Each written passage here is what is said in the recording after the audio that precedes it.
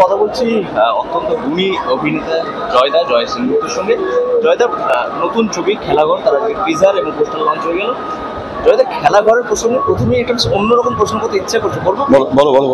বর্তমান যে রাজনৈতিক যে খেলা চলছে এবং তুমি যেহেতু একটা বেশ চারদিকে তোমার একটা গুরুত্বপূর্ণ মন্তব্য থাকে এবং যথাযথ মন্তব্য থাকে, সেই প্রসঙ্গে প্রথম ওই খেলাটা দিয়ে শুরু করি। এই খেলা নিয়ে তুমি কি বলতে চাও বা তুমি কি বলতে? নোংরা খেলা,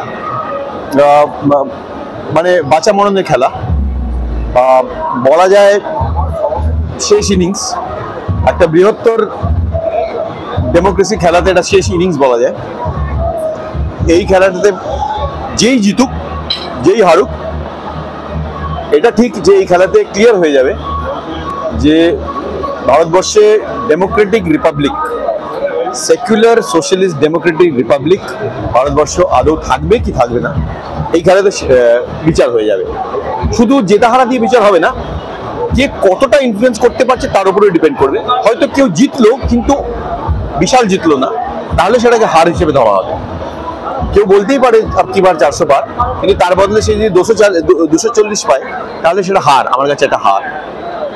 তো এইবারে খেলাটা খুব ইম্পর্টেন্ট খেলা, কেননা এই খেলাটা শুধু আনএমপ্লয়মেন্টের খেলা নয়, শুধু প্রাইস রাইজের খেলা নয়, শুধু সোশ্যাল ডেমোক্রেসির খেলা নয়।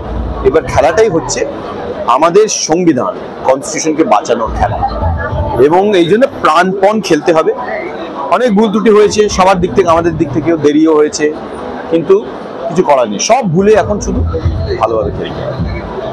এবং যে ঘটনাগুলো পরপর ঘটছে, সেটা বলো দিল্লির যে ঘটনা বলো বা এই ঘটনা বলো, একজন শিল্পী হিসেবে তুমি ব্যাপারটাকে কিরকমভাবে দেখছো, বা এটা কি কোথাও একটা ভয়ের জায়গা তৈরি হচ্ছে? যেটা ভয়, সংবিধানই কোথাও একটা যেন ভয় পাওয়ানো, তো হয়েছে আর ফাঁসিবাদীদের কাজই হচ্ছে ভয় পাওয়ানো। ভয় পাওয়ানো দিয়েই তারা বেঁচে থাকে, কেননা ফাঁসিস্টদের থেকে বড় কাপুরুষ কেউ হয় না। আর যে যত বড় কাপুরুষ হয় সে ততটাই ভয় দেখায় অপরকে। সে ভয় দেখায় নিজের নিজের আর্মি দিয়ে ভয় দেখায়, নিজের টাকা দিয়ে ভয় দেখায়, নিজের সংস্থান দিয়ে ভয় দেখায়, নানান রকম জিনিস দিয়ে তারা ভয় দেখিয়ে থাকে। ভয় দেখানোই তাদের কাজ, কিন্তু আমাদের ভয় পেলে চলবে না। ভয় পেলে ওরা জিতে যাবে। একটা চিফ মিনিস্টারকে অ্যারেস্ট করবে, কিন্তু সে যদি ভয় না পায় তাহলে সেই চিফ মিনিস্টারকে যে মানুষজন ফলো করছে তারাও সাহস পাবে। একজন আর্টিস্টকে তারা যাতনা দেবে, কিন্তু সে যদি ভয় না পায় তাহলে অন্য আর্টিস্ট নিজের মুখ খুলবে। এই ভয় না পাওয়াটা ইজ মোর ইম্পর্টেন্ট দেন ওদের ভয় দেখানো। এই জন্য বোধহয় জয় সেনগুপ্ত, যেটা যত বড় ইন্টারভিউ দিকে তুমি একদম খোলাখুলি, একদম কোনো ব্যাপার নেই, খোলা টাকার কি আছে, এটা তো আমার সত্তা। বেশিরভাগ আর্টিস্টই তো কোথাও একটা লুকিয়ে রাখা, সেটা তো সুবিধাবাদী দলে তো আমি নই। আমি তো সুবিধাবাদী হওয়ার জন্য তো আর্ট ফর্মে আসিনি। আর্ট ফর্মে এসেছি স্বতন্ত্রভাবে নিজের সত্তাটাকে সামনে রাখবো, নিজের কথাটাকে সামনে রাখবো, নিজে যেটা দেখছি, যেটা কষ্ট পাচ্ছি, যেটা দেখে খুশি হচ্ছি, এই সব কিছু কমিউনিকেট করবো। তাই জন্য তো আর্টিস্ট। যদি সুবিধাবাদী হতে হয় তাহলে আর্টিস্ট কেন হবো? তাহলে ব্যবসা করবো। তোমার তো বন্ধু বান্ধব কলিগ তো সবাই তো মোটামুটি কোনো একটা সবার জীবনে নিজস্ব চাপ বেছে নিচ্ছে আর কি। সবার নিজস্ব চাপ আছে, সবার নিজস্ব লিমিটেশন আছে, সবার নিজস্ব আশা আকাঙ্ক্ষা আছে। তাদের আকাঙ্ক্ষা হয়তো অন্যরকম। কারো আকাঙ্ক্ষা আমার পরিবারটা ঠিক থাকুক, কারো আকাঙ্ক্ষা খুব তাড়াতাড়ি বড়লোক হয়ে যায়, কারো আকাঙ্ক্ষা যে আমার নাম যশ খুব বেশি বাড়ুক, এবং যদি এইটা বলে এইটা করে কিংবা না বলে না করে যদি বাড়ে তাহলে তাই সই। ঠিক আছে, আমার তো নাম যশ টাকা নিয়ে কোনো অ্যাম্বিশন নেই, আশা আকাঙ্ক্ষা নেই। আমার তো কাজ, সুস্থ কাজ, ভালো কাজ, মানুষজনের সঙ্গে যুক্ত হওয়া, সমাজ এবং ইতিহাসের সঙ্গে যুক্ত হওয়া, এবং নিজেকে যুগের মধ্যে ফেলে থাকা। শুধু আজকে এই মুহূর্তে কি পেলাম তা না, একটা যুগের মধ্যে আমার কি contribution, that is more important. এই যে বলে কাজের মধ্যে আমরা প্রত্যেকটা ক্ষেত্রেই তোমার অবদান আছে, থিয়েটার বলো, তোমার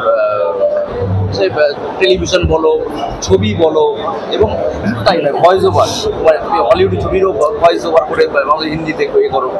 এই যে অবাধ বিচরণ, এটাও কি জয়দার কি কোথাও একটা নিজেকেও একটা বিস্তার করতে সহযোগিতা করেছে? হ্যাঁ, আমি চিরকাল মনে করেছি যে আমার ইনফ্লুয়েন্স আমি সারা বিশ্ব থেকে নেব। যেই ভালো কাজ করছি, যেই ফিল্ডে ভালো কাজ করছে, সে কাজটা পলিটিক্সে হোক, ইতিহাসের জায়গা হোক, ফিলসফির জায়গা হোক, স্পোর্টসের জায়গা হোক, যেই জায়গায় হোক না কেন, যে ভালো কাজ হচ্ছে সেটা আমি সেখান থেকে ইন্সপায়ার হব। সিমিলারলি আমি যদি আমার কথা বলতে চাই, কোনোভাবে নিজের ইন্সপিরেশন অন্যদের দিতে চাই, তাহলে আমার কি কি করা দরকার, কোন কোন মিডিয়ামে ঢোকা দরকার, কেমন ভাবে করা দরকার, সেটা টিচিং হতে পারে, আমি টিচিং করি, পড়ানো, ওয়ার্কশপ হতে পারে, সোশ্যাল অ্যান্ড কালচারাল অ্যাক্টিভিজম হতে পারে, আবার টেলিভিশন হতে পারে, ওয়েব হতে পারে, সিনেমা হতে পারে, নাটক তো অবশ্যই হতে পারে, কেন নাটক তো একটা রাজনৈতিক ফর্ম, সেটা হতেই পারে। সব রকম ভালো।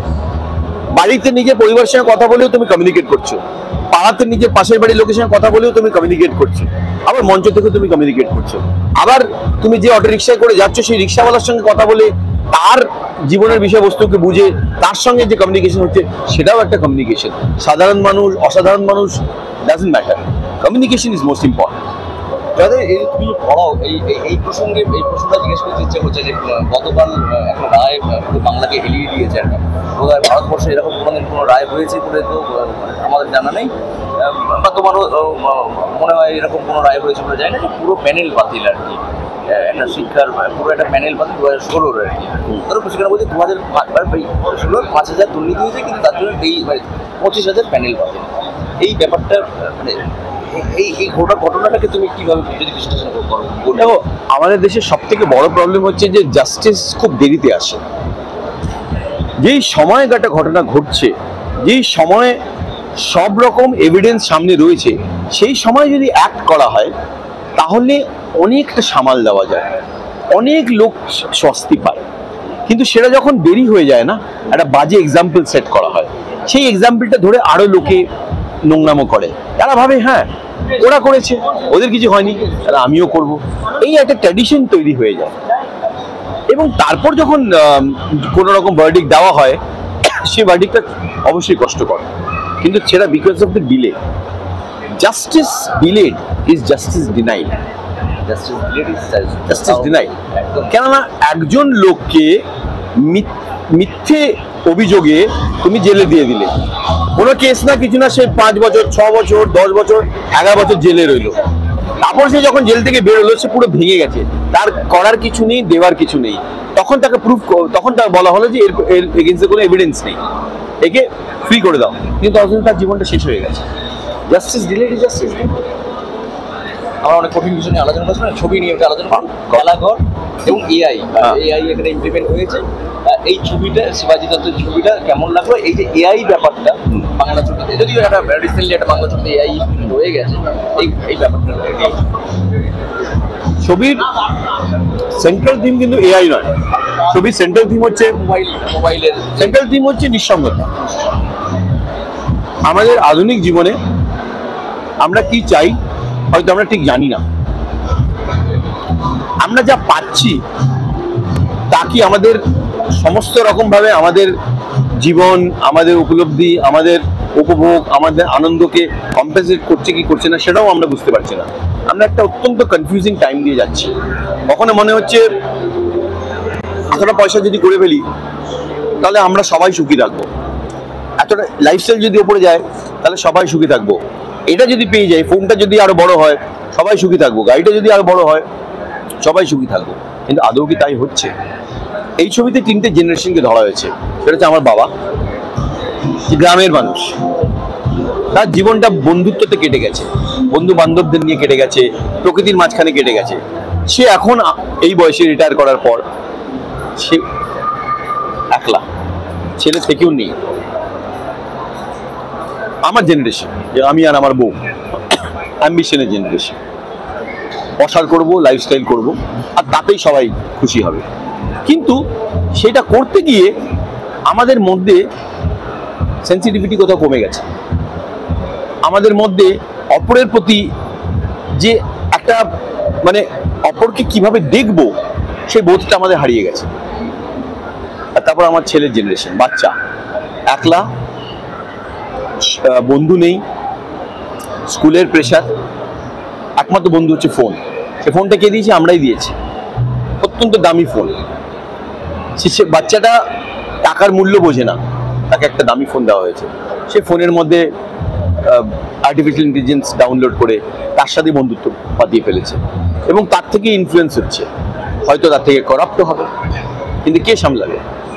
বাবার মার কাছে সময় নেই, দাদু হয়ে গেছে বয়স, তো তিনজনেরই জীবনে নিঃসঙ্গতা, তিনজনেরই ক্রাইসিস, কিন্তু আলাদা আলাদা কারণ।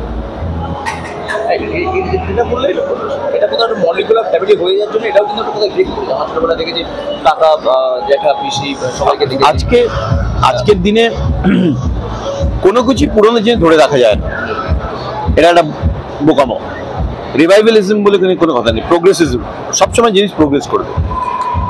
বড় ফ্যামিলি যখন ছিল তখন জমিদারি থাকতো, জমি ভাটা থাকতো, তার থেকে সবাই মিলে ওই করতো, ফ্যামিলি বিজনেস থাকতো, ওই থাকতো, সবাই মিলে। যখন সেটা থাকবে না তখন একজন কাজের খোঁজে অন্য জায়গায় যাবে, আরেকজন চাকরি খোঁজে অন্য জায়গায় যাবে, একজন বেটার অপরচুনিটি পেয়ে অন্য জায়গায় যাবে, একজন পড়াশোনা করতে অন্য জায়গায় যাবে, অবভিয়াসলি ফ্যামিলি ছোট হয়ে যাবে। তারপর সে সেখানে বিয়ে করবে, সেখানে তার বাচ্চা হবে, বেশি বাচ্চা হবে না, একটা বাচ্চা হবে। কিন্তু এই ফ্যামিলিকে মেনটেন করার জন্য, তার লাইফস্টাইল মেনটেন করার জন্য সে আরো ছোটাছুটি করবে, তারপর লাইফস্টাইল রেজ করার জন্য আরো ছোটাছুটি করবে, সেখানে কোথাও কানেকশনটা কেটে যাবে। কানেকশনটা যখন সে রিভাইভ করতে যাবে অনেক দেরি হয়ে গেছে দেখবে। আর টেকনোলজি এখানে একটা বড় রোল প্লে করে। টেকনোলজি আমাদের কাছে নিয়ে আসে, পৃথিবীটাকে ছোট করে, আবার টেকনোলজি আমাদের দূরে করে দেয়। এই দুটো জিনিস, এই কন্ট্রাডিকশনটাই তো মানুষের জীবন মানেই কন্ট্রাডিকশন। মানুষের এই ডায়ালেকটিক্সের মধ্যে দিয়েই যেতে হবে। জীবন মানে কন্ট্রাডিকশন থাকবে এবং সেই কন্ট্রাডিকশনকে নিয়েই আমাদেরকে বাঁচতে হবে এবং তার মধ্যে আমাদের নিজেদের হিল করতে হবে। হিলিং প্রসেসটা তার মধ্যেই থাকতে হবে, তার মধ্যেই থাকতে হবে। আজকে ভীষণ ব্যস্ত, এরপরেও আমাদের তোমার আরো অনেক ইন্টারভিউ বাকি আছে, অনেক প্রশ্ন করতে ইচ্ছা থাকলেও করতে পারছি না। অন্য সময় নিশ্চয়ই আরো জমাটি আড্ডা দেবো। অনেক অনেক ধন্যবাদ আমাদের সময় দিয়ে। ভালো থেকো ভাই।